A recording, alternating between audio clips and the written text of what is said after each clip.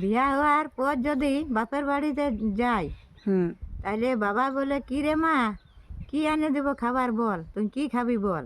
হুম আর শ্বশুর ঘর যদি যাই শ্বশুর ঘর যখন যাই হুম তখন নিজের বর যদি ভালো হয় যখন বাজারে যাই হুম তখন ফোন করে বলে বলে কি লেগে দেবো তুই কি খাবি বল। হুম হ্যাঁ, এই দুটো মানুষ যদি ঠিক থাকে ঠিক তাহলে হয় ঠিক হয় তাহলে তাহলে জীবনে আর কোনো প্রয়োজন থাকে না। হুম মানে যতই যেই হোক মানে হ্যাঁ, অন্য লোকে যতই সাঁতার কিন্তু তাও একটু মনটা ভালো লাগে। ভালো লাগে। তো তাইলে বলো শ্বশুর আইনে দিতে তোমাকে? এ বাবা তখন তো ফোন টোন ছিল না, তো যাবার সময় তাও মনে সুঝাইতো যে কোনো কি খাবি বল আনিয়ে দিব। মানে নতুন নতুনে নাকি? না নতুন নতুন না, যতটুকু পয়সা থাকতো তখন তো পয়সা পাতি হতো নাই, ওই মানে দু এক টাকার পকোড়ি এনে দিত তাও মানে হুম, তাও বহুত তাও বহুত ওইটাই দিত না। দিত। হ্যাঁ, হুম আর তাই। তখন মানে এটা সেটা খাবারও ছিল না, ওই পকোড়িই ছিল।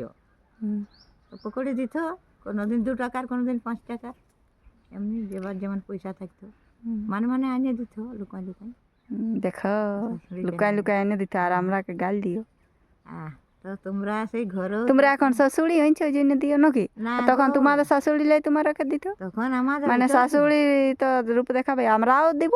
আমার বেটার বউকে বলি মানে এনে খাওয়াই, ওটা চলে আসবে ধাপি ধাপি, কোনো টেনশন নেই। না তখন আমাদের তোমাদের এখন মানে যখন মন হচ্ছে তখন তোমরা এটা ওটা ছাঁকেও খাচ্ছ হুম তো পকোড়ি। হ্যাঁ, আর তখন তো আমাদের ছিল না বাবা অত পয়সা পাতি, তাহলে ওই বাজার টাজার গেলে খেতে মন করতো তখন 2-1 টাকা দিত আনি হুম আনি আনি পেটকলটাই দিত মানে হুম শাশুড়ির দেখিত তো দিবার জন্য, হুম নাহলে তো তোমার গাল দিত।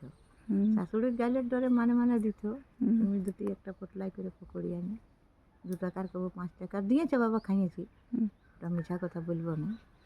হুম, তো তোমাদের এখন ঢের পয়সা পাতি তার জন্য তোমরা এখন এটা সেটা ঢের খাচ্ছ হুম। মিষ্টি টিষ্টি, আর আমরা তো